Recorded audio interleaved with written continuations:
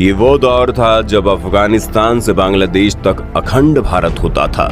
ये वो दौर था जब हिंदुस्तान की जनसंख्या महज 16 करोड़ थी।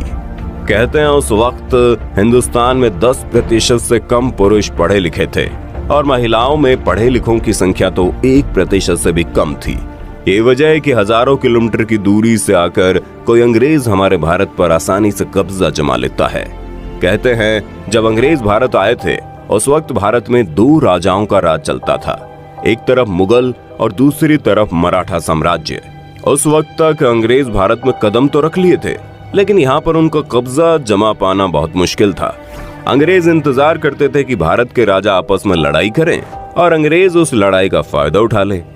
यही वजह है कि अंग्रेजों को भारत पर पूरी तरह से कब्जा जमाते जमाते 18वीं शताब्दी आ गई। ऐसे में आप लोगों ने भी कभी न कभी इस बात को सोचा होगा कि उस वक्त के आम लोगों की जिंदगी कैसी थी। उस वक्त के लोगों को क्या पढ़ाई लिखाई करने की आजादी मिलती थी?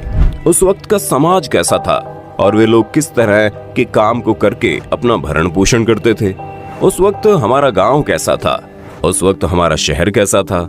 क्या तब भी हमारे समाज में चोरी, लूटपाट और बलात्कार जैसी घटनाएं होती थी? आज का ये वीडियो आपके लिए बहुत ही इंफॉर्मेटिव होने वाला है। वीडियो के अंत तक बने रहना। तो सबसे पहले हम बात करेंगे आबादी की। भले ही इस वक्त भारत पूरी दुनिया का सबसे अधिक जनसंख्या वाला देश बनने वाला है। आज के वक्त में भारत की आबादी जहां 130 करोड़ से ज्यादा की हो चुकी है, वहीं 1800 ईस्वी में भारत की आबादी महज 16 करोड़ थी। अब आप अंदाजा लगा सकते हैं कि पाकिस्तान, बांग्लादेश जैसे देशों को मिलाकर भी उस वक्त हमारे देश में सिर्फ 16 करोड़ लोग रहते थे। और आज भारत के कई हिस्से कटने के बावजूद भी जो जगह बची है उसमें 130 करोड़ से ज्यादा लोग रहते हैं। ये वो वक्त था जब हमारे देश में शहरों की संख्या बहुत कम थी। यही वजह है कि भारत देश को हमेशा से ही भारत के गांव रिप्रेजेंट करते आए हैं, इसलिए भारत को गांव का देश भी कहते हैं। बात अगर शहरों में रहने वाले लोगों की जाए तो उस वक्त शहर में जो भी लोग रहते थे वो अंग्रेजों द्वारा बनाए गए मिलों में काम करते थे। उनसे बहुत कम पैसों पर बहुत ज्यादा काम करवाया जाता था। जब अंग्रेज नहीं आए थे तो उस वक्त भारत का कपड़ा भारत और भारत के आसपास के कुछ देशों में ही प्रसिद्ध था, लेकिन अंग्रेजों के आने के बाद भारत में बना हुआ कपड़ा दूसरे महाद्वीपों पर फेमस होने लगा। लेकिन इस प्रसिद्धि के साथ साथ भारत के किसानों और भारत के मजदूरों की आमदनी बहुत कम हो गई, क्योंकि अंग्रेज भले ही उन कपड़ों को ऊंचे दाम पर बेचते थे, लेकिन भारतीय मजदूरों और किसानों को बहुत कम पैसे देते थे। वहीं दूसरी ओर हैंडलूम इंडस्ट्री अपने पतन की तरफ जा रही थी। इन दिनों भारत में हाथों से सारी कारीगरी की जाती थी। लखनऊ और बनारस के हैंडलूम इंडस्ट्री की धूम दुनिया भर में हो गई थी। उस वक्त लोगों का काम बहुत मेहनत भरा होता था, क्योंकि उस वक्त ना तो बिजली थी और ना ही आज के जैसी कोई आधुनिक टेक्नोलॉजी। उन लोगों को लगभग सारा काम अपने हाथों से ही करना पड़ता था। आपको जानकर हैरानी होगी कि उस वक्त भारत में जो कपड़े बनते थे उसकी बहुत ज्यादा डिमांड थी। उन कपड़ों पर बहुत ही बेहतरीन कारीगरी की जाती थी। लेकिन ब्रिटिश के आने के बाद भारतीय कपड़ों की डिमांड कम हो गई और भारतीयों का मार्केट पतन की ओर बढ़ने लगा। दरअसल भारतीय लोग जो कपड़ा बनाते थे उसे बनाने में बहुत वक्त लग जाता था और उसी कपड़े को ब्रिटिश तमाम तरह की मशीनों के द्वारा बहुत ही कम वक्त में तैयार कर देते थे और बहुत सस्ते दामों पर बेचते भी थे। यही वजह है कि भारतीय लोग वक्त के साथ साथ और गरीब होते चले गए। अब बात आती है उस वक्त हमारे देश में जो लोग रहते थे उनका सबसे मुख्य व्यवसाय क्या था। तो दोस्तों ये तो आप भी जानते होंगे कि आज भी हमारे भारत में रहने वाले अधिकतर लोगों का मुख्य व्यवसाय कृषि को ही माना जाता है। यही वजह है कि भारत को कृषि प्रधान देश भी कहते हैं। उस वक्त भारत में मुख्य तौर पर नील, कपास, अफीम, गेहूं और धान की खेती की जाती थी। लेकिन दुख की बात यह है कि उस वक्त हमारे किसानों को उनके फसल की सही कीमत नहीं मिलती थी। अंग्रेज उन फसलों को बहुत ही कम दामों में खरीद कर ग्लोबल मार्केट में अच्छी कीमत पर बेचते थे। उस वक्त हमारे किसान सारा दिन खेतीबाड़ी और पशुपालन करते थे और शाम को अपने घरों में आकर भजन कीर्तन और सत्संग किया करते थे। उस वक्त हमारे भारत में बिजली या इलेक्ट्रिसिटी आम लोगों की पहुंच से बहुत दूर थी। यही वजह है कि तब वे लोग घरों में उजाले के लिए लैंप और दिए जैसी चीजों का इस्तेमाल करते थे। इस दौर की सबसे बुरी बात यह है कि इस दौर में जातिवाद बहुत अधिक हुआ करता था। कुम्हार और साफ सफाई करने वाले लोगों को समाज में बहुत नीची जाति का माना जाता था।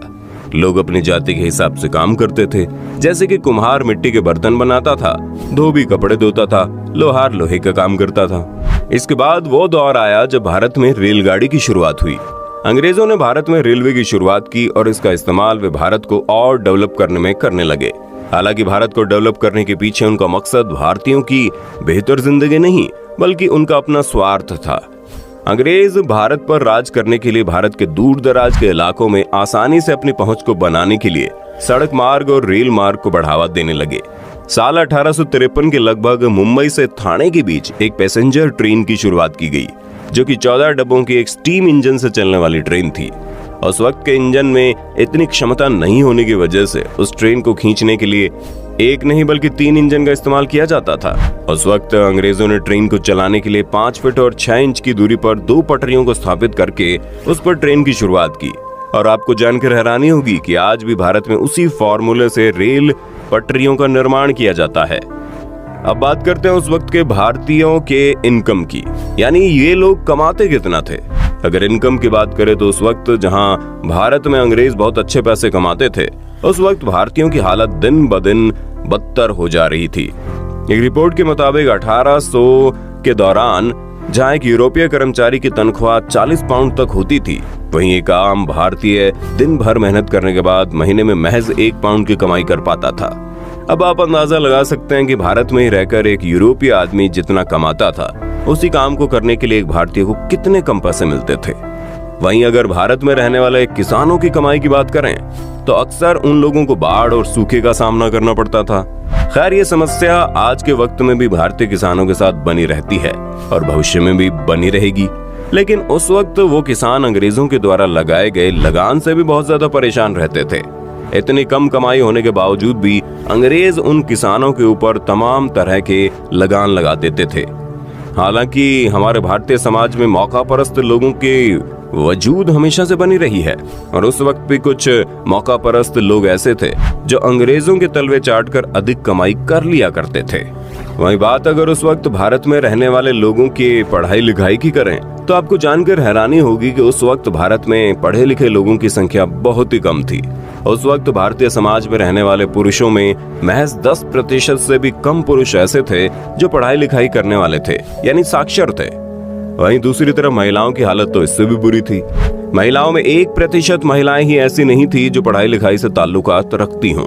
हालांकि बिना पढ़ाई लिखाई के भी भारत में रहने वाले सभी लोग किसी न किसी काम में बहुत निपुण थे, लेकिन कम पढ़े लिखे होने की वजह से अंग्रेज भारतीयों के ऊपर बहुत आसानी से अपना कब्जा जमा लिए थे।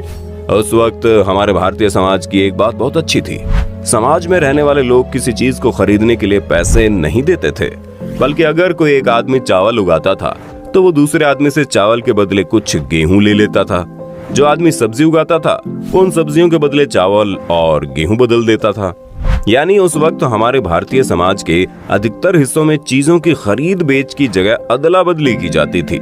इसलिए एक गांव में रहने वाले लोगों को किसी चीज को खरीदने के लिए ज्यादा दूर नहीं जाना पड़ता था, बल्कि उन्हें हर चीज आसानी से अपने गांव में उपलब्ध हो जाती थी। आज भी अगर आप भारत के कुछ गांवों में जाएंगे तो वहां पर अदला बदली की प्रथा चलती है, जो कि बहुत अच्छी है। लेकिन उस वक्त हमारे भारत में चिकित्सा स्वास्थ्य व्यवस्था इतनी अच्छी नहीं थी। ये वजह कि आज के वक्त में हम लोग जिस बीमारी को आसानी से चकमा दे देते हैं, आज से 200 साल पहले वो बीमारी हमारे समाज में महामारी का रूप ले लेती थी। लोग छोटी छोटी बीमारियों की वजह से मौत के मुंह में समा जाते थे। तो दोस्तों, आपने देखा आज से 200 साल पहले हमारा भारत कैसा था। उस वक्त के समाज की कुछ बातें अच्छी थी तो कुछ बातें बुरी। जैसे कि जातिवाद उस वक्त के समाज की बहुत ही बुरी चीज थी, जिसका प्रभाव हमें आज के वक्त में भी देखने को मिलता है। उस वक्त हमारे समाज में लोग पढ़े लिखे कम थे, लेकिन सामाजिक ज्यादा थे। वहीं आज के वक्त में भले ही हम पढ़े लिखों की संख्या ज्यादा हो चुकी है, लेकिन हम अपने समाज से दूर होते जा रहे हैं।